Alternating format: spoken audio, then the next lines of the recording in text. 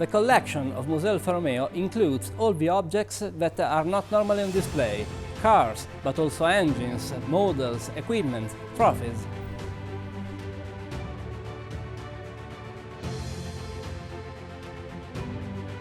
This is the story of Alfa's one-seaters, from Formula Indy to F1, from Formula 3 to the Alfa Boxer.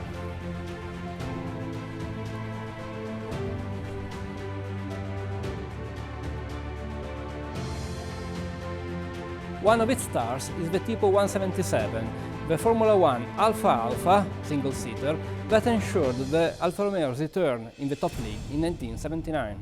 Another section is dedicated to off-road vehicles and prototypes, such as the 1009M, nicknamed Matta, the crazy one. But one of the most important areas of this section is dedicated to style.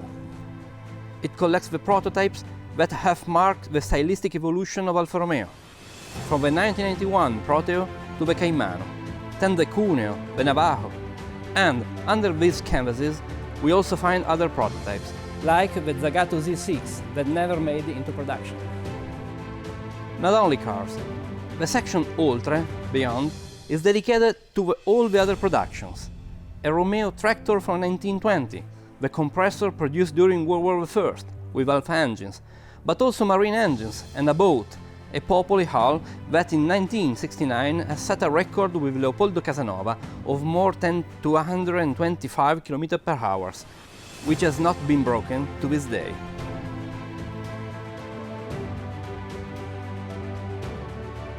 Apart from the complete vehicles, we also include naked and sectional chassis that reveals what lies under the skin of an Alfa Romeo, like this 33 Quadrifoglio Oro, which was entirely sectioned for the representation of the car in 1983.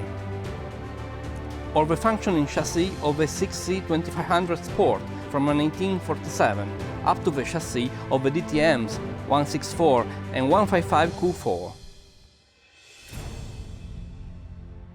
The Super Turismo section is dedicated to prototypes. These red canvases hide cars that never came to life, projects that were begun and then abandoned, but also camouflaged prototypes of some vehicles that were to see the lights later.